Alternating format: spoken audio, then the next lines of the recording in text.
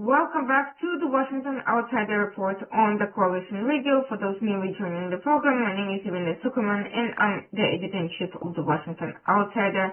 With us today, we have Phillip Smyth. He's a Middle Eastern security analyst from the Washington Center. He has been a specialist in Shia militias for a very, very long time. We'll hear a little bit about that momentarily.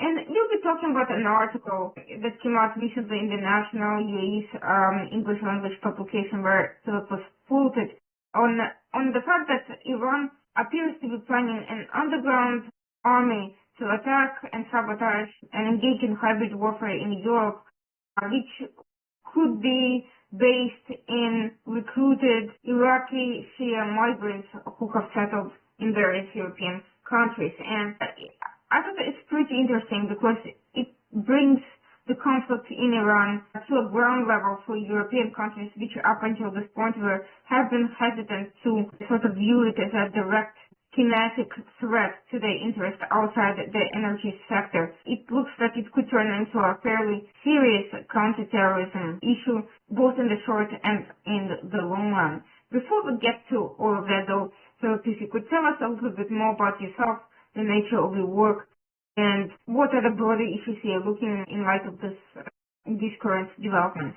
Okay. I have background in a lot of think tanks. I had a fellowship at the Washington Institute for Near East Policy for a little bit until 2021. I worked at the University of Maryland. I worked at the Atlantic Council.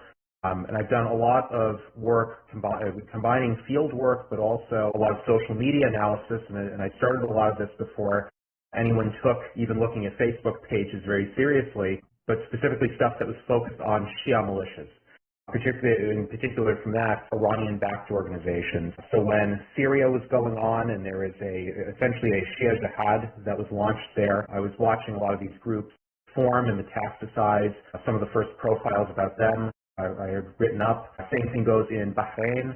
Again, I'm more of a Lebanon guy. I lived in Lebanon for a while, but it was interesting to kind of see stuff pop up in Bahrain. So there was an entire militant network that the Iranians built up there. They built up kind of brands for who was attacking what. Same thing goes in Iraq with the counter-ISIS campaign, the formation of what was called the Hezbollah. Did a lot of work on groups that were out of there. But I guess kind of the crossover between field work and doing some of the social media stuff, it means you get kind of an interesting cross-section of how a lot of this is developing and kind of how it looks on the ground. And I would say for right now, dealing with some of the networks that the Iranians are clearly constructing, you did say the right thing in terms of it being a hybrid form of warfare. The model, when I look at it, especially online, in the online sphere, because a lot of this is online, it matches essentially a front strategy that the Iranians have been using through Iraqi Shia militias, quite possibly since 2019. I would even argue probably longer than that.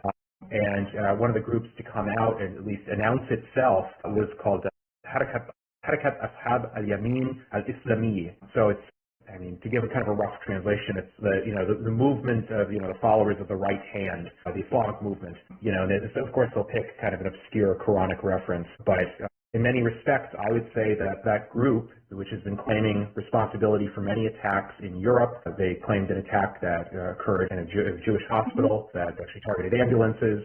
I saw attacks in Belgium against a synagogue. There are other attacks in Antwerp, threats against banks.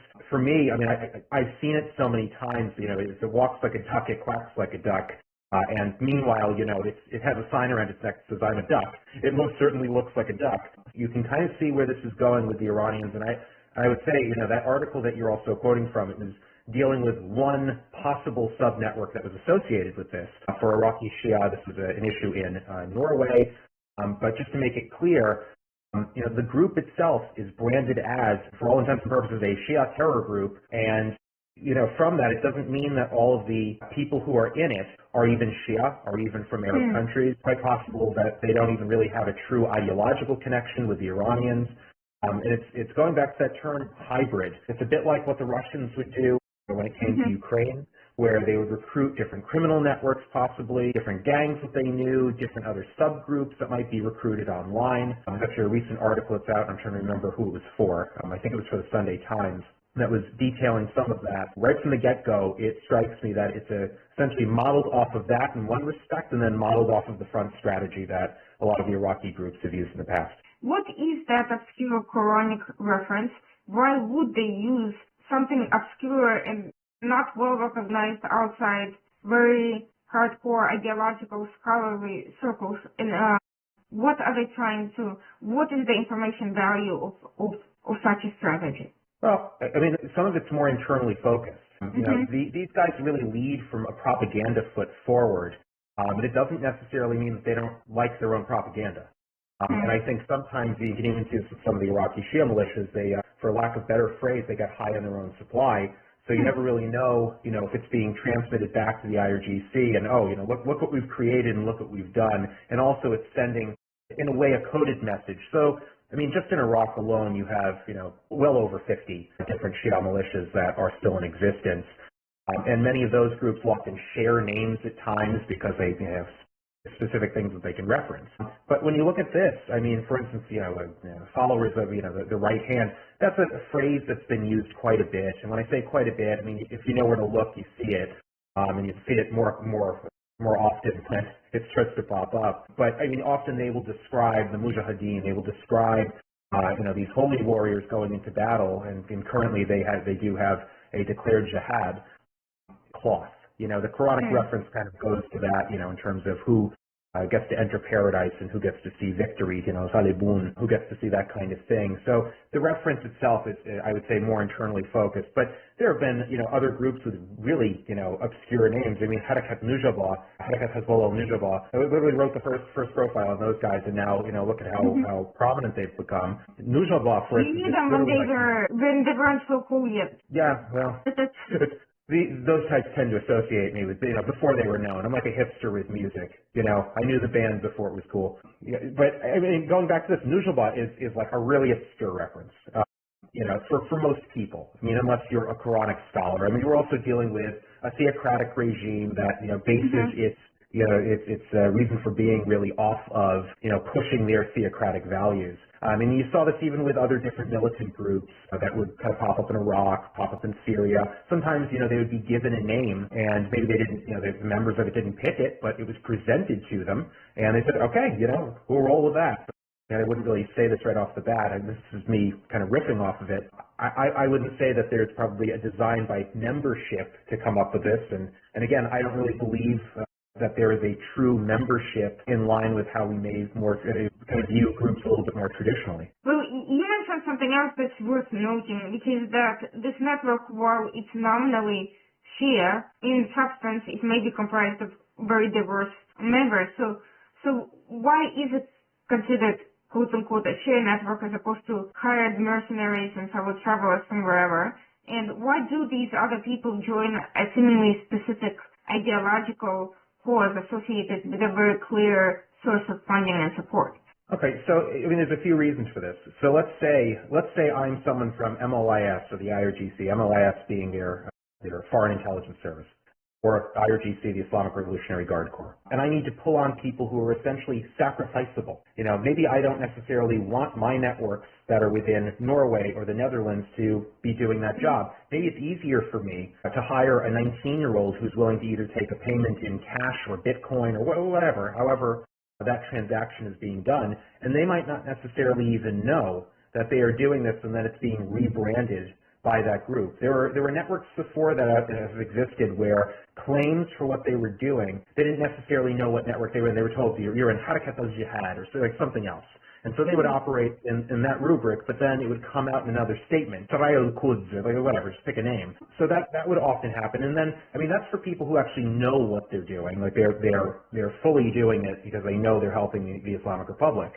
But I would say in other cases, you know, if you're dealing with criminal networks, you're dealing with hybrid networks where maybe they aren't an established criminal gang, and I bring up criminal gangs quite a bit because MLIS and IRGC have moved to, this has been going on for at least 20 years, at least in the more public sphere. I can say it's been existing longer than that, but they have been moving on, trying to pull in different gang networks that can do small jobs. It might be, moving money one day. It might be torching a synagogue the next day. It might be sending a bomb threat when leaving the paper somewhere. Sometimes it might be dealing with propaganda. Maybe you want somebody holding a flag from a specific group in Copenhagen. It could be all sorts of little things. And you kind of build and allow the relationship to metastasize a bit, and then you can kind of see what can come out of that. And for the Iranians, when it comes to building a Shia militia per se, they often like to work with people who will do the job for them. They like to work with commanders who can recruit people, and they'll do what they want. So think about that in terms of trying to recruit networks within Europe. If I see that this gang, whether like in Sweden, there's the example of the Foxtrot gang. Then there's a number of other gangs too. In fact, Foxtrot's main oppositional gang in Sweden, which doesn't like Foxtrot, was also hired by the Iranians, and they also pulled some stuff off. And by the way, their leadership for both gangs, one of them first escaped to Turkey, then he went to Iran, then the other one either went to Lebanon and then Iran. So, you kind of see how that works. But, going off of that, if I can tell that there's this network of, let's say, a bunch of 19 to 21-year-olds, they're more than happy to throw a firebomb at something, or maybe they can, I've given them the instructions on how to build an IED, or maybe they receive an IED and then they put it somewhere, being an improvised explosive device, then I can tell, I can work with these guys, and if they get caught, they're only going to know so much. We have to think about this also in the mindset of, how would an intelligence agency work if maybe you want some level of plausible deniability. I'm sorry if I'm going off on a tangent here on this one, but, in the atmosphere of Europe right now, and I say Europe as a whole, I'm also talking about the United Kingdom, and I'm obviously not including certain countries in there, but, for a lot of them, if you have incidents that happen like this, sometimes by allowing the crafting of some level of plausible deniability, you can give them an out. Because a lot of this comes down to also pressuring European governments and saying, hey, maybe you don't want this so much, maybe you can put some more pressure on, say, the Israelis or the Americans. Or, let's say in Britain's case, because, we were flying B-1s out of the United Kingdom, maybe that, puts a little sand in the gears, but at the same time, it allows authorities to say, well, we just don't know. It's a very opaque kind of thing. They're just claiming this, and there was no connection with the other people there. This has happened before. This is kind of the politics of the legal business sometimes when it comes to, larger international incidents. Again, I'm not saying that that's necessarily going on right now, but there's a few reasons for why this is moving forward, and there's a lot of secondary and tertiary thought that often goes into it, even if the front they've established didn't really have all that much thought put into it, with mistranslations and everything else. But you do see it quite a bit with other moves they've tried to execute. How prepared do you think the law enforcement in European countries is to confront the threat of criminal organizations being co-opted by foreign intelligence? I think from the Ukraine example with Russia, they should be more cognizant of it. This should not be a brand new outcome that was unexpected. And there was already developing knowledge in this. The problem is when there's a lack of corporate knowledge, meaning you have a lack of kind of an institutional structure and knowledge that goes into this, it tends to create other issues, tends to create other problems. You then have the other issues of diplomacy. So, however that affects one of these countries' relationships with the Islamic Republic or the Israelis or the Americans, that's a whole other different ball of wax. But in terms of understanding how these sorts of things have worked, well, using the Russian example, we've had, executives for arms companies who've been assassinated. We've had different groups that have claimed responsibility for attacking different arms manufacturers. We've had little explosions here and there, and it's also been across Europe. This is not, a unitary thing that happened once. There have been other arrests too.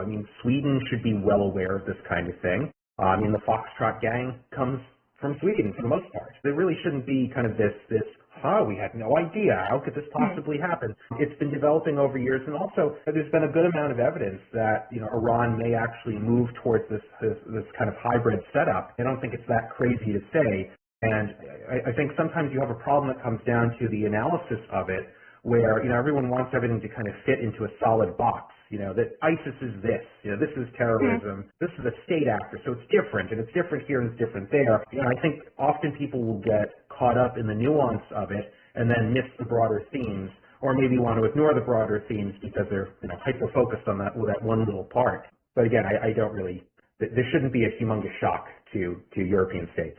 Now, interestingly enough, Iran has so far focused most of its efforts, with the exception of past couple of examples involving Azerbaijan, on Israeli and Jewish targets, particularly in Europe. Do you think that affects the way this threat is being perceived in the political circles in European countries? I'm not going to give you some kind of meta-analysis in terms of, anti-Semitism and kind of the messaging that's going into that as a whole, because, there's been a ton more of it. But I would say, if it looks like it's more focused on that, well, what kind of end does that create? And again, I'm not trying to say that every police body or governmental body doesn't care about Jewish citizens, but the framing of it's sometimes used as kind of a get-out-of-jail-free card. And I'm not saying this about the perpetrators or anything else, but it's they were just focused on that.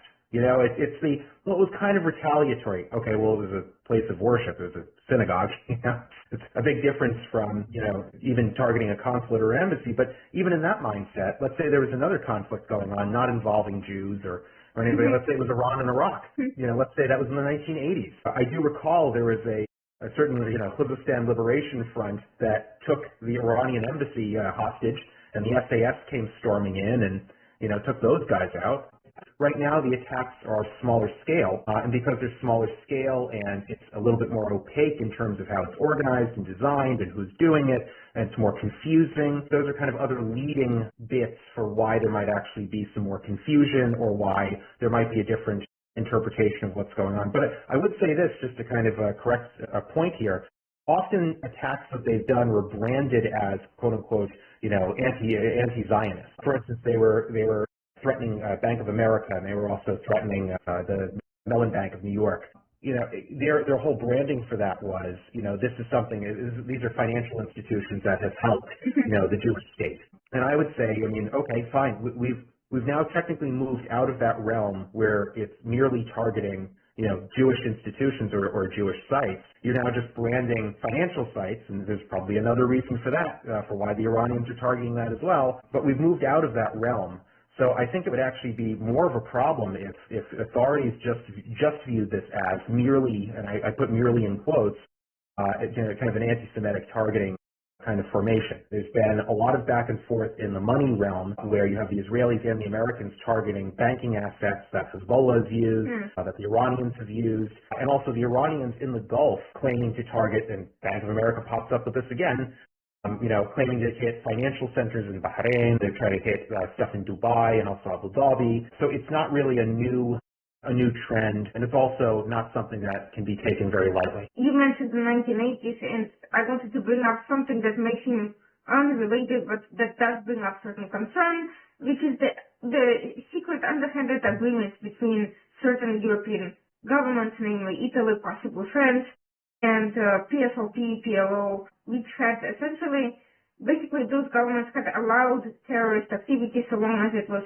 only focused on Jewish and Israeli targets, and essentially the underhanded agreement, which was revealed in court records and in the journalistic investigations since then, revealed that in exchange the terrorists promised not to target mainstream sites and not to make problems for the general population of those countries back in the day. Do you see something like that potentially developing now? I think in the realm of statecraft, unfortunately, I'm not a conspiracy theorist on pretty much anything. Would not be a surprise if some entities tried to cut backroom deals, but I don't really know at this point the kind of messaging that would really send. It's not as if the United States wouldn't pick up on that and say, hey guys, what's really going on here, given our war aims and what we're trying to do. But just for right now, I'm not necessarily seeing that developing at the moment. And who knows? Again, the Iranians themselves who are kind of powering up this front and powering up these networks, maybe that's part of the message they're sending by, hey, maybe we're not going to initially, blow up the Bank of America, but we will firebomb a synagogue. It's not out of the realm of possibility for some people who do policy and kind of look at this to say, how do we mitigate this the best way possible? But again, I'm not seeing that kind of move yet. I'm seeing a little bit more shock than I was actually expecting from a lot of European capitals. What I would look at a little bit more closely instead is what happens to people who have been arrested for these acts. It tends to send a few weird signals my way. That's also an opaque realm. I mean, when you have a number of Iraqi Shia who are arrested for, attempting to carry out what was branded as a terrorist incident in Norway, but they're let out. And then you have in London, the two attackers, I read a report that they too were let out. Possibly they need more evidence. Who knows? Again, I don't know. But I find that very interesting when we are, associating this with political acts of violence. I don't know how many IRA members were, let out of jail after maybe trying to kill Thatcher or somebody. But again, I could be totally misreading that. And it could just be they are following legalistic process. And in following process, there's only so much they have to work off of. I mean, again, we have this kind of example with some of the Russians too, with them hiring gangs and stuff. That maybe they're trying to put together a better framework in order to prosecute, or maybe they're trying to dig a little bit deeper into how the networks work. Regardless of the reasons for why that is occurring, the message it's sending to assorted others who may not be familiar with the legal processes in the background is that UK and other countries are soft on terrorism, particularly when it comes to Jewish targets. So this information warfare path, separately from the intentions of the authorities and separately from the prosecutorial process, is going to encourage more recruitment. That's just how it is. When you see that there's room for operations, it's going to be easier to carry them out. What do you think can or needs to be done at this point to ensure that this sort of message is cut off at the root? Well, I mean, I think if the authorities are catching people essentially red-handed with carrying out these different acts, I mean, that's prosecutable as a terrorist incident.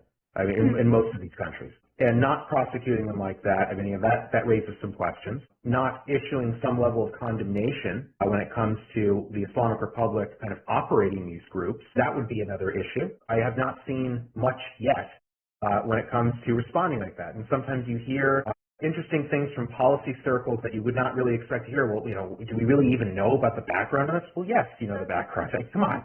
Please. The faux naif attitude can only work so long. And I think it's a bit like if you look at assassination campaigns that were launched by the Iranians in Europe.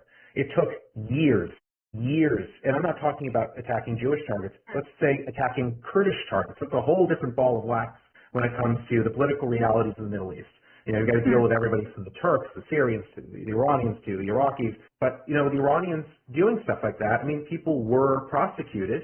Sometimes it was done a little bit more quietly, but I think right now, we are dealing with an actual war that's going on. This is not kind of subsumed in some other more quiet campaign or in a piecemeal fashion. And I would even make the argument that, if we're looking at kind of other assassination attempts that have taken place, at least reports of them and things I've heard through the grapevine, this has been something that's been ongoing. In the United States, when there were assassination attempts of different leaders, let's say they were dissidents or other figures, people were prosecuted, the culprits were called out, there were sanctions that were issued. That's how that worked. And so again, I think if you're going to send a strong message, you can follow that model. Now, right before the airstrikes commenced, the European Union finally designated the IRGC as a terrorist organization. What do you think should be the next step in light of the obvious domestic escalation that's taking place now? Well, once that group's listed, and then the direct line, which I would say it's self-evident, but it's evident just from even doing the network analysis and everything else, they're now launching essentially terrorist attacks within these countries, at the very least in terms of statecraft. This is unacceptable. And I know that that's a really low bar to hit. But if you're just going to have kind of a listing on there and the listing doesn't really have any heft to it, then where do you go? I mean, with a listing, again, I'm not a scholar in the legal matters in the EU. I know so much when it touches on what I do. But, I mean, at the very least, if we're talking about further sanctions, are there going to be further sanctions? Is there going to be some form of retaliation? Retaliation doesn't always need to come in the form of a 500-pound bomb. Sometimes financial incentivization or disincentivization can actually help with this. I mean, I would say if there were certain firms and entities that might be operating in EU states, they shouldn't be operating there anymore, at the very least, because we're talking about acts of violence that are now being instigated on the European continent, with the UK included. To just kind of allow that to keep running when the connections back to the Islamic Revolutionary Guard Corps are known doesn't necessarily send the strongest signals. Now, in the past, there's been sort of a vigorous counter-extremism and counterterrorism cooperation between local authorities and the diaspora communities that were being targeted by sort of cynics during the peak of ISIS recruitment years. That was a big thing. There's also been, a huge controversy over whether authorities should be infiltrating mosques and spying on religious discourse taking place inside. What's your sense of the level of cooperation between these targeted Iraqi Shia plus assorted other potential migrant networks and the authorities and cooperation going on? Is it being perceived as a problem on the level that would require very expensive strategy, or is it still in very rudimentary being formed? I'd say it's in a weird place right now because, we could argue in part it's rudimentary, but then I could also argue that it's extraordinarily advanced. We have to kind of break down back to ideology, and I think for a lot of scholars who looked at Iran, who looked at the Islamic Republic, how it was constructed, who looked at a lot of the groups, for many, many years, for some reason, the ideological precepts of those organizations were just ignored. It was, they're an Iranian proxy, and the Iranians give them a lot of money, as if it were just purely transactional. And I'm not saying that the ideological structure is all that popular, even amongst, Shia, 12 or Shia Muslims. However, if you do have people who are not only going to, a Husseiniyyah, the actual ideology that the Islamic Republic follows is called absolute wilayat al-faqih. If I can boil it down as simply as humanly possible, and this is a radical concept for Shia Muslims. Essentially, it says the supreme leader there is one, the representative of Imam al-Mahdi on earth. Okay, so you have that part one. Part two, that means this person, the supreme leader, gets to create the political, social, other ideological and other religious norms and orders that really come through. There's something within that system called a taklif shari. A taklif, it's essentially a religious order. So if I get a religious order that tells me I have to stab my next door neighbor because, let's say he's a police officer or he's in the U.S. military or whatever, where do I fall on that if I believe that goes straight back to, the Imam al-Mahdi's representative on earth? I think that needs to be taken seriously. People find it recognizable. And again, I'm saying they're different, but there are similarities. There are parallels. In that kind of setup, sometimes you had people who had a vague notion of the religion they had just converted to. And that vague notion meant they saw some things on TV. They had a cause that they wanted to support. Yes, they went to a mosque. Sometimes the mosque was not that radical. Other times it was. We fall into some vagary sometimes when, we try to make the argument that, well, they're getting all the inspiration from the mosque. Well, it's not necessarily always like that. However, you can build out networks of people that clearly have very specific ideological motivations and views. There are a ton of places that have, religious scholars who trained in Iran. It's essentially a competitor holy city to Najaf, which has a more traditionalist school. So, if I'm seeing somebody is not just going to Qom, but also, praising absolute wilayat al-faqih, and then also saying that Khamenei, is, the actual supreme leader, that tends to send off some warning bells. We run into the other problem too. The First Amendment in the United States, we have freedom of religion, we have freedom of speech, freedom of association. And again, looking at kind of the Islamic State model, sometimes you have people like Anwar al-Awlaki, it's a good example of it, a cleric who might be operating in a space and shaping people. And again, it takes a lot of work. It's not as simple as, okay, this guy's a Khomeinist, shut him away. If I were simplistic and didn't value the legal structure in our country and value some of the freedoms that we had, then I would, say, all right, just, take care of it, make it go away. But I think that's another consideration that has to go forward. But again, the networks aren't simply just on that ideological end in terms of, I am a true believer in this religious path, this is what I'm going to do, this is how I'm going to do it. Sometimes you have people who might be brothers or sisters to Hezbollah members. Classic example of this, we had in Michigan, the synagogue attack that occurred there. Well, clearly he and his brother were in something called Kashaf al-Imam al-Mahdi. That's the Imam al-Mahdi scouts. I've written a lot about this. I've written about recruitment of scouts, because Hezbollah has a scouting troop. Pretty much most of the Shia militias in Iraq have scouting troops. You have to think about them as like feeder organizations for people who are eventually commanders or fighters within Lebanese Hezbollah or within Kataib Hezbollah or Asad al-Haq or the Badr organization, whatever, you name it. That's another kind of ideological node. Now, again, I don't know the information on where the attacker was going for religious practices, or maybe he wasn't even that religious when he got to the U.S. But clearly, there's another kind of ideological and political link that goes in with that. There are tons of these little networks. I mean, something that really annoyed me seeing this on Twitter, and of course these are more politically minded people. I'll chase down everything even if it sounds crazy just to make sure that it's solid. But one thing I heard, some person posting on there said, well, this is the equivalent of somebody wearing a Boy Scout uniform. No, it is not. No, it's not. And unfortunately, a message like that coming from that poster does resonate with some people. Well, it's just like the Boy Scouts. What would they do? Well, okay, if we know the history of the Boy Scouts, it technically was, a quasi-paramilitary body that was formed. May have an American Eagle Scout, but it's not necessarily the same kind of mindset. When you go to an Imam al-Mahdi Scout meeting and you see some of the stuff, there are Khamenei and Khomeini posters. There are Sayyid Hassan Nasrallah, that was the late leader of the late Secretary General of Lebanese Hezbollah. You'll see those posters there. You'll see them carrying the caskets of fallen Lebanese Hezbollah fighters. You'll see their fathers, their brothers, also in the service of Lebanese Hezbollah. It's a family affair. And again, it doesn't mean to say that, there aren't innocent people in families who really they're apolitical, they don't care. But there's clearly a washover effect that does occur when that is your setup in terms of kind of social well-being and social structure. We can't really deny that. Sorry for going on a tangent, but it's, been sticking in my head for a while. No, it's very, very, very relevant. It raises a lot of questions. Why, people who in theory should know better, still make those sorts of pronouncements. But you mentioned Hezbollah, and I kind of wanted to ask about what happened to Hezbollah? I mean, after all, in the past, Iran used to actually involve Hezbollah in a lot of these operations. Is it trying to preserve Hezbollah fighters for other things? Is it some other attribution or related reason it's using these fragmented groups? What's happening? Well, the Israelis have really, for lack of better terms, have wiped the floor with senior core Lebanese Hezbollah leadership. That also goes to the intermediate level. I throw some names out. So Sayyid Hassan Nasrallah. Hassan Nasrallah, when he was killed, that was the Secretary General for Lebanese Hezbollah for, well over, almost 3 decades now? What was it, 1994? Yeah.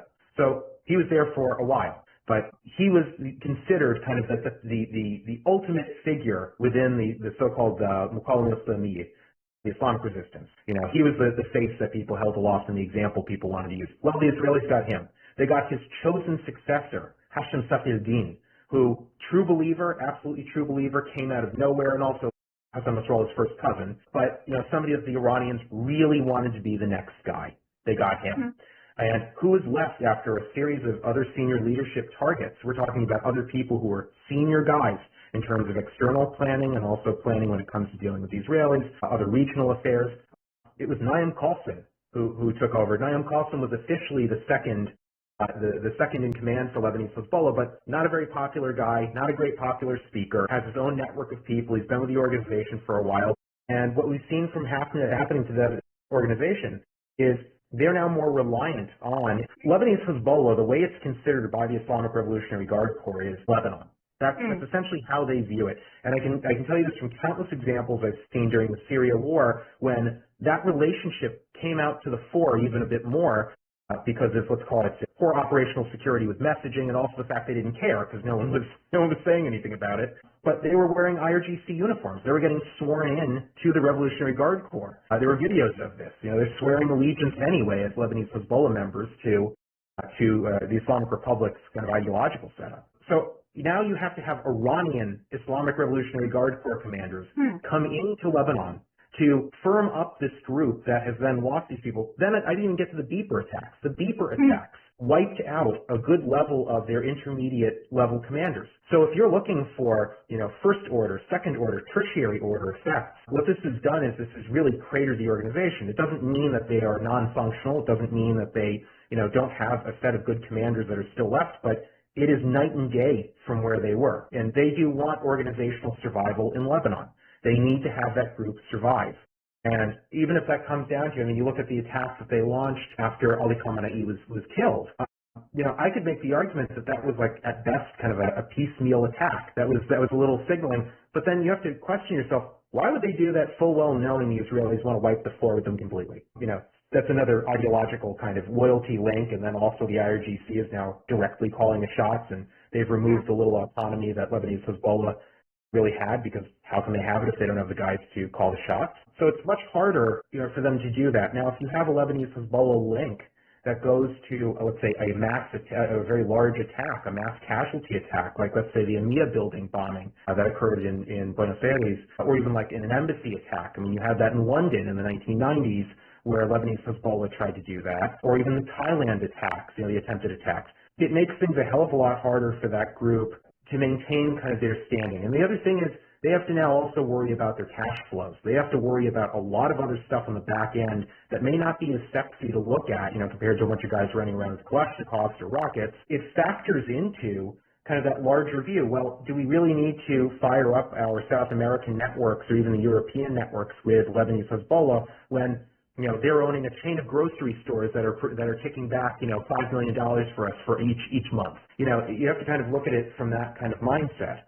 But then there's another piece to this as well. I think the Iranians, and this is over time, and I've noticed it in terms of arrests that have occurred and kind of other incidents, they are adopting to this kind of hybrid style of warfare, a la what the Russians are doing, quite well. They view these people as, well, we don't need to sacrifice a martyr from our cause. We can just do a quick payment off and have them handle it. If it doesn't work, then no skin off our nose. Maybe we lost $100,000, but it's better than losing an entire network when we can just have one node that might get recognized. I mean, and going back to this, as early as 2011, there was an FBI bust that happened, and it involved the Los Zetas, the crime group cartel. One of their members was essentially hired by the Iranians to kill the Saudi ambassador in Washington, D.C., at a restaurant that I jokingly say I will never walk back into because, one, I'm a New Yorker and I like good Italian food, but two, I don't want to see some Los Zetas gunning down a foreign diplomat there.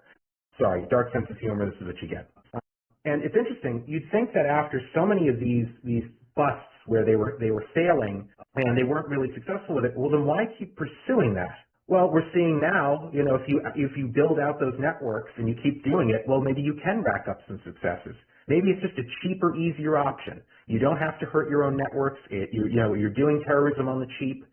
Why build a massive car bomb that can be detected by pretty much every intelligence organization that has already demonstrated that they'll catch you when you can hide it and hide it and hide it and hide it? I mean, to give you another example, and I'm sorry I keep belaboring this point, it's like the Burgas bombing in Bulgaria. Classic example, too. You had a Sunni suicide bomber, because we tend to think, well, this is just like an ISIS thing, just an Al-Qaeda thing, who was clearly controlled by a Lebanese Hezbollah network that marketed itself as kind of a Sunni network, had this guy get on a tourist bus that was filled with Israeli tourists, and then blow himself up. Now again, the Lebanese Hezbollah guys, because of the intelligence that was watching them, didn't really get away with it. I mean, some of the culprits did get away with it, but at the end of the day, you didn't lose an entire Hezbollah cell that was operating in Cyprus, Bulgaria, and Greece, and a few other places. You can kind of easily turn it off. Well, operation's done. We don't need to take credit for it. We can just let it roll. But again, this is like a decades-long thing that they've been doing. Just one more point to this. With farming out operations, they have tried to build out different networks quite a bit in recent history. And I saw this with a lot of the Iraqi groups, in particular Kataib Hezbollah, where they were also farming out a lot of the externalities, the external operations, to groups like Kataib Hezbollah. If you're taking a lot of the weight off of Lebanese Hezbollah so they can focus on main issues that they have to deal with, then it frees up different options. And I think we're also seeing that in Europe because, looking at the networks that a lot of these front groups are traveling in, they're often Kataib Hezbollah networks. They're often Iraqi Shia militia networks. If you got a bunch of guys that you can pay $300 a year to put up a bunch of pages and kind of handle that setup, no skin off their nose. So that brings me to the question. It's interesting because the article used the word underground army. To what extent is the strategy now to build up a full-bodied sort of operation versus just individual recruitment and small cells and this fragmented patchwork of randos that they're using? What direction is it likely to go in? Are they going to formalize and create a real new body based off these networks, or are they going to keep them exactly as we're seeing? I think, so I sometimes about time and place. It's about what they want to get out of it. I mean, I could make the argument that out of Kitab Hezbollah, there was another group that was formed called Kitab Sayd al-Shuhada. When that group was formed, essentially they maintained the same exact loyalty to the IRGC. These are the same guys who were dropping off explosively formed penetrators and firing off RPG-29s at American forces in Iraq. They have the same belief, the same loyalty. They're also not firing on Kitab Hezbollah because they split from them. No, they were allowed to metastasize and create their own group and do their thing, and as long as they're loyal and recruit guys that the Iranians want, that's fine. I could have also made that argument that maybe they were more of a front group earlier on for recruiting for Syria. So sometimes you have different roles that will kind of play into where it goes. But I think with, if we're looking at Ashab al-Yamin, I don't know if they can really turn into a legitimate actual group. Who knows if somebody uses the branding, if the IRGC wants to use the branding for something else. But, I'll give you the example of in Bahrain. I mean, in Bahrain, there were a ton of groups that popped up. Some of them had a more fleshed out, iconography and more of a narrative, and they had different messages and everything else. And then you start to realize, oh, that's just a cutout of this cutout, out of this cutout, out of this cutout. And yet they've allowed that group to kind of maintain their messaging strategy and just keep going forward. The Bahrainis might not control it anymore, but, let's say an Iraqi Shia militia is controlling that messaging structure. So that's another potential. But on this one, I think, the extra bang in the buck is how do you spot the networks that they're using? And that's part of the selling point on this. If you have people who are not religiously loyal, politically loyal, or anything else, they're just getting recruited on a Telegram page and somebody sends them money and they have to film themselves burning down a synagogue or blowing up a car, it tends to change the dynamic that's moving forward. It's rather hard for people who are doing, counterterrorism policing or people who are trying to shut down these networks. You then have to operate with your own domestic intelligence base.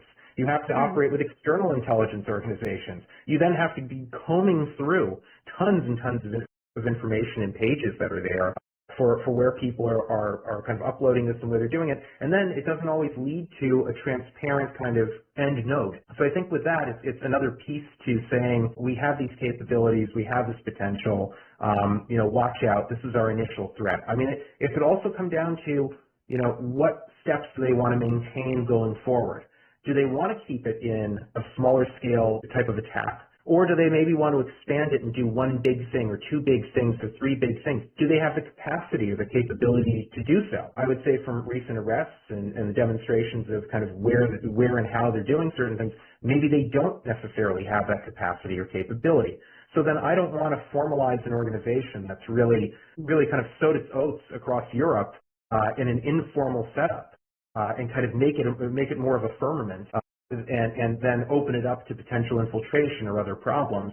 I'd rather keep it in that disparate setup, especially when, some of the attackers might not even know that they're doing it for that. That just throws so many wrenches in the wheels where you could now interpret it as, X country in Europe doesn't care about Jews and they want everyone to be burned up, whereas X country is looking at it, they don't even know how to send the signals out. And I say this about countries that have historically well-known diplomatic programs and diplomatic structures, but a lot of these people too. I don't think they're going to go out of their way to say, yeah, I hate the Jews and I don't care if they get targeted. I mean, I think part of it is, we don't really even know how to handle this and we're confused about this and we have to really look at this and we have to look at this, and that's part of the design. But again, back to your point, I don't think we're going to see kind of a truly solid group in the way that I think many would. We're not looking at the formation of a future Lebanese Hezbollah. We are not looking at an Asayba al-Haq. We're not doing any of that. We're looking at something that is by its nature disjointed. So this sort of decentralized strategy obviously has its pros and cons. Pros being, it's harder to catch, it's harder to predict. It's easier to dispose of. On cons being it's less organized, operating with fewer resources. People tend to be less well trained, and sometimes they mess up quite a bit, as we have seen. But what complicates the picture is the fact that you mentioned how Iran has imitated the Russians, but the Russians haven't also gone anywhere. They're still doing their own hybrid operations all over Europe, and some of it includes migrants from Muslim countries that we have seen to the benefit of AfD in Germany, the Christmas market attacks, and someone being thrown on the train or the bus or whatever it was. So how do you see this complicating the attribution picture? To what extent will Europe, to what extent are they equipped to handle these increasingly less formal, decentralized hybrid strategies by actors that thrive on chaos? If we're looking at, if they're thriving in chaos, I mean, often they will manufacture their own chaos. I think that there is plenty of order in Western Europe, and the more of these you keep throwing in, then you keep getting more of those problems. In terms of competition, I don't see it as a competitive model against the Russians. I mean, there's been very close cooperation between, different Iranian-backed factions. I mean, from Syria alone. I mean, I know a guy used to take pictures with the airborne, the airborne troops they put down in Syria, and he was in a Shia militia. He's, taking selfies with these guys. It's not unheard of. There's a lot of social media assistance that the Russians have also offered when it comes to a lot of these groups. I mean, hell, the statements for the most part, I'm not saying they're not on other social media organs, especially more popular ones in the U.S., but you see it on Telegram. You're not necessarily seeing it in other places. I'm giving you my kind of tertiary view on a lot of it. I would say the competition might come from how do you recruit certain elements. So let's say that the Russians will pay more for doing X attack, and maybe the Iranians are not paying as much, and maybe people are comparing notes. That's not really, at the end of the day, that's not really going to be too bad. I mean, we saw that in a grander scale in Syria, where the Russians were trying to outbid some of the Iranian-backed groups, the Iranian-backed groups trying to do that with them, but they're still, geostrategic allies, and they're still, essentially fighting for the same cause. But again, I haven't seen evidence of that yet. I mean, I think we might be putting the cart before the horse when it comes to that element. I think you asked us, where does it really put the Europeans in terms of a response? Here's something that I think is really important with this. Just because there is a front that has been created that claims attacks and names the attacks and has films of the attacks, it doesn't necessitate that they will claim attacks that likely the same handlers that were doing it for them will claim. This is just something that is part and parcel to the strategy that's out there. I've seen it with Iraqi front groups where it was very clear, let's say, Kitab Said al-Shuhada had launched X attack using a drone, but they didn't claim it. It didn't even go up in one of the front groups. But the attack did happen. It didn't really kill anybody or anything else, but then they still did it. So then how do you calibrate it in terms of systematizing this data and say where it goes to unclaimed attack? Well, who knows? Was it the Iranians that did it? Did Kitab Said al-Shuhada have anything to do with it? I just don't know. So you might see a few more of those as well, where it might look a little bit more organic, or maybe it gets claimed much later. We've seen this with other examples the Iranians have used in terms of front groups. I mean, time will tell on that, but again, there is a model that they use, and this is following said model. That's another way to kind of throw a wrench into really looking at who's doing what and why. If you're just seeing, maybe it's a father-son team that, blows up a telecom setup, like a telecom tower, and you don't really have any evidence other than the fact that maybe they went to a mosque together, but they're not Shia, they're Sunni. They're not even religious on this. Why would they do this? But they're saying they did it to support, Iran against the Zionists and the Americans. You can get things that are like that might not be claimed. Other times, too, there might actually be other attacks that occur. Maybe they're even Russian-backed attacks, or maybe they're done by other political organizations that really have no links to either, that go in, do something, and then it's claimed by that group. So that throws yet another curveball into the mix, where you kind of go, wait a second, they're just taking credit for stuff they might not have had. Did they have something to do with it? And so this is one of the things that they do constantly. And again, it would not shock me if we start seeing more and more and more of that. So that kind of brings me to the question: how does the change threat perception by the Europeans, and even the United States to some extent? I mean, at what point do these two groups will be seen as equivalently dangerous and threatening and requiring the same level of situational awareness and response? I mean, there is now counter-propaganda efforts by various European countries against Russian and even to a lesser extent Chinese propaganda, not nearly as much against Iranian information stream. And that's just as an example. I'm from an interesting position here, being an American. Because I have some pretty strongly held views that I can tell you from spending plenty of time over there that does not always sync well, at least in the public sphere, maybe some more in private. I think it's going to be rather hard for them to do so because you already have an initial notion that this was thrust upon them. You know, they never asked for this, and now they are being, you know, the war is being waged on their soil, and you're going to see, you know, outcry in terms of how do we fix this problem and fix it fast. And, you know, I think you have other issues where it might come down to dealings with the American administration. I mean, I don't want to leave out other pieces to this here. I'm not partisan in terms of where we're viewing it, but, you know, you could have an issue where, you know, President Trump is criticizing NATO for X reason, maybe it's funding or whatever, just put something in there, and says something publicly, and then you have, let's say, he criticizes the Dutch or the Danes, and then the Danes say, you know what, I don't think we really need to cooperate all that much on this issue. It's a domestic crime issue. Do I think it's really hit that level yet? No, but could it? You know, I woke up in late February and I found out that Ali Khamenei got killed. I'm willing to accept that there will be some levels of absurdity or some levels of shooting oneself in the foot from a variety of different entities for whatever reason. If there is a more unified understanding of what IRGC is, if there's a more unified understanding that it's like looking at listings for Lebanese Hezbollah. Well, we've listed the military wing. Well, okay. One, this is not the Irish Republican Army, to use another IRA reference. I don't even know if it's a full misconception anymore that maybe sometimes it's you know, politically preordained. But viewing an organization for how it actually functions and treating it as such actually will move forward a bit better. So Lebanese Hezbollah, for instance, has never said that it's a political wing and a military wing. Listing a military wing is utterly absurd. And I say it's utterly absurd because, you know, the group itself is for the Islamic resistance. I mean, if you use something really simple, and I have a Hezbollah flag over here, and I'm not going to pick it up and get it, but the logo has a fist clenching a Kalashnikov. I don't know. It doesn't really seem like the most peaceable type of option here when they say that that's a core piece of their ideology in terms of maintaining an Islamic resistance that is both part of state but not. The same thing goes with a lot of the Iraqi Shia militias. It needs to be a black or white. That's really how it has to come down. Because the way these organizations work, you're dealing with a hardcore social network that's really pursuing it. The key determinant here is, well, if they're participating in parliament, then that means there's two wings. That in and of itself is often ludicrous. I mean, it's ludicrous because Said Hassan Nasrallah himself said that it was ludicrous. But then also, you know, that a variety of other Iranian-backed organizations say they're always going to retain their arms. And even if they say we're going to give up our arms, they go, oh, well, we run the state now, so who cares? It's us.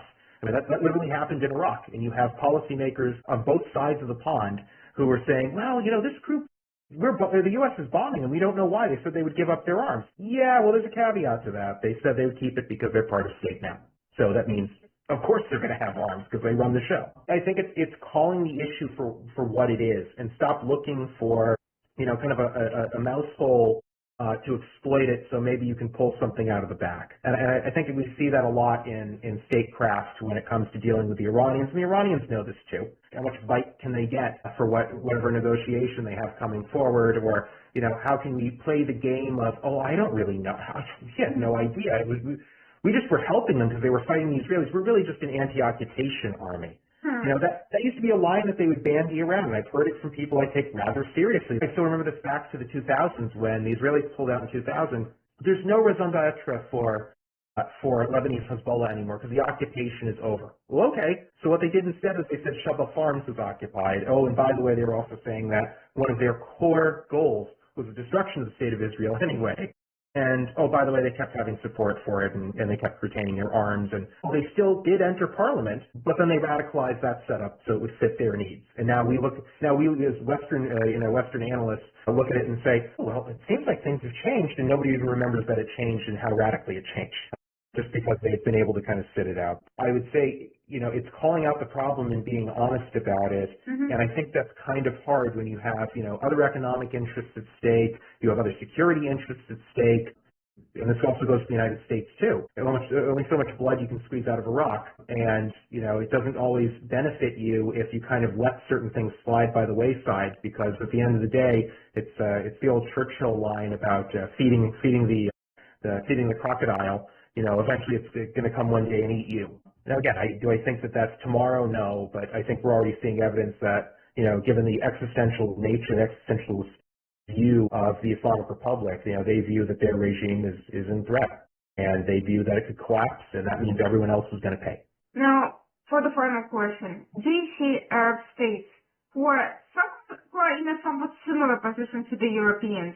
They warned against attacking Iran. They were not invited to the table in planning this operation. They were caught by surprise. They got attacked, and they were not happy about it. But they also recognized the danger of allowing the Iranian regime to fester, especially after it's been wounded, so to speak. Do you see them as playing a potential bridge role between the United States, for what is worth the Trump administration at least, and the European positions? I think the potential is definitely there. I also think none of the governments there, this goes for UAE, Bahrain, Kuwait, Saudis in particular, the Qataris, I mean, you name it. I don't think any of them are going out and saying, you know what, we're just going to weather the storm of these missiles and drones, and that's perfectly fine with us. I have seen there's been a mixture of messages. What the UAE said is we're not going to negotiate with terrorists. We're not going to deal with that when you're attacking us.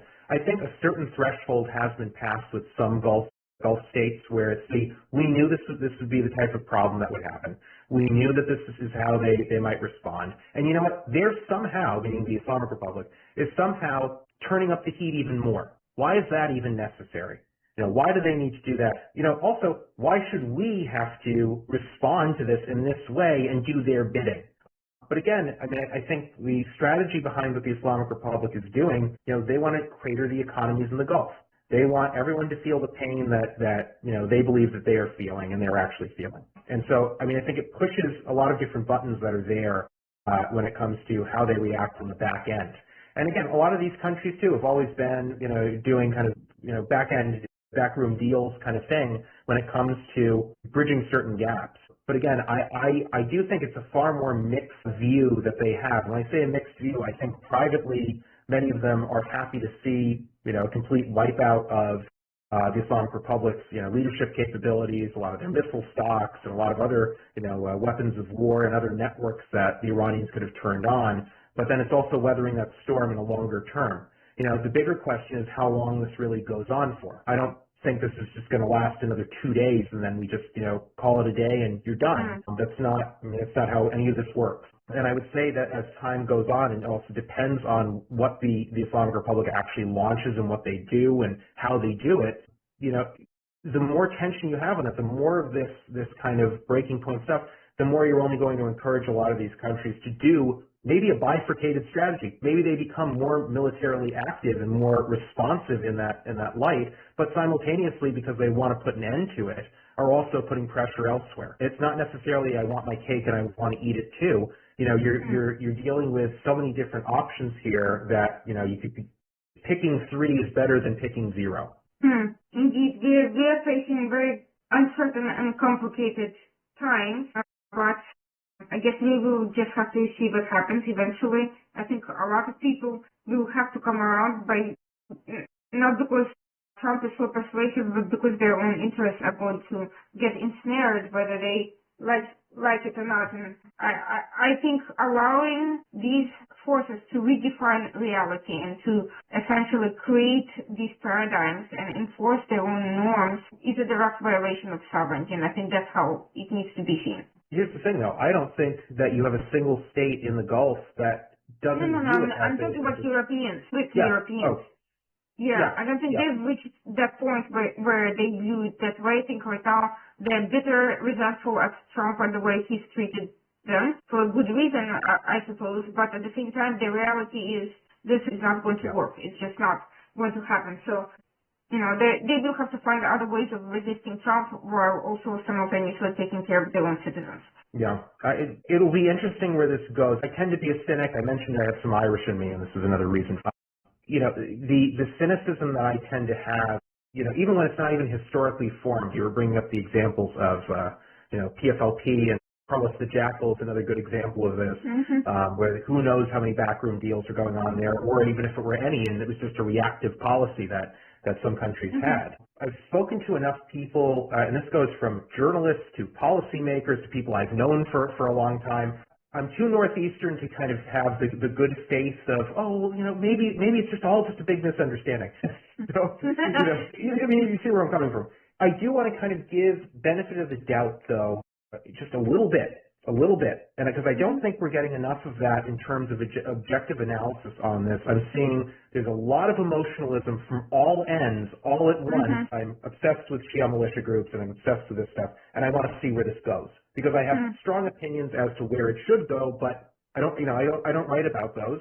I just see how it functions, and I want to get it down straight. I still think that there is a lot of hope that is there for people who are looking at it, especially when you have media that's really been doing a good job at covering what's really going on. I've dealt with a lot of journalists, and they were clear across Western Europe, lots of different languages, but a lot of people who mean well in terms of investigating it. It's very, very hard to deny when you're reading in papers, this is clearly an Iranian-run thing. This is the kind of terror they're trying to cause in the country. This is what they're trying to do. And, oh, by the way, here's the background data on it. It's very hard to push back on that. And I still have some hope that policymakers there will see it for what it is, realize that, the Islamic Republic is not 10 feet tall, because they are not. I'm part of the mindset that would also say there are moderate measures that can be taken that are still very, very effective and maybe not as harmful, even for their own policymakers, to get certain things done. So again, it's like one of those time will tell bits where, okay, let's see where this is in a month or two. I think this is actually one of those scenarios where, there is so much moving and it's moving so quickly that I feel like a lot of people were caught off guard, and it's not necessarily who jumps the gun first and says, this is a policy we need to follow, because we still don't know how the Iranians are going to keep doing this or how they switch up tactics. And if there are casualties or if anything else happens. The Russians have already caused casualties with their forms of hybrid warfare. And it took some time for countries like Germany, places in Middle Europa, to really kind of get the message and pick up on it. But still, they did get the message. It wasn't completely lost in the ether. Yeah, but to be fair, the Russians have also managed to gain enough political traction in some parts of Europe that they're becoming a very serious political influencer and a very serious political factor. Whether Iran can ever reach that level remains to be seen. I wouldn't be surprised if they eventually turn to that game as well. The gaming will continue, and again, going back to the hybrid nature of it, if you see successes, you want to replicate successes. And, I always look for, what's the equal but opposite reaction to some of that. I think you're bringing up quite a major point. It's where does this go after? And I think one of the bigger issues when we're talking about a front group that's out here that's doing some firebombings and doing some other stuff, does that eventually turn into something else in terms of political influence? Does it combine with that? Does the Islamic Republic, which has a lacking quantity of, now experienced tough guys, they now have a lot of true believers, a lot of them are young, a lot of them are, were kind of handpicked by Khamenei because he knew that they would be radical and follow the revolutionary precepts. Maybe they choose violence. That's what they do. And guess what? They end up getting burnt by it themselves. And maybe they can't do, the other kind of second order thoughts. I mean, again, the Russians also have their own issues with that too. I mean, when you're picking a general officer corps that needs to be, completely loyal to Vladimir Putin, and then you go into Ukraine and, oh, by the way, you've now sacrificed how many armored brigades within a week because of poor leadership and people are skimming arms out of the backs in the trains.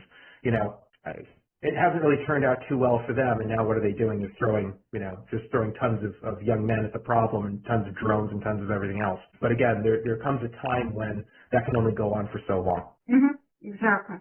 Well, thank you so much for this incredibly insightful and thoughtful analysis, which is a lot more than I can say for a lot of the discourse floating out there. You mentioned emotionalism, and that's a very polite word for a lot of stuff that's being turned out in terms of content. But let's hope for the best, and let's hope that clarity will emerge over time, and hopefully better strategies and cooler heads will prevail. And for those joining us today, thank you for watching the program. We'll be back next week, 9 p.m. as usual, the Washington Outsider Report on the Coalition Radio. And please do follow Phillip Smyth.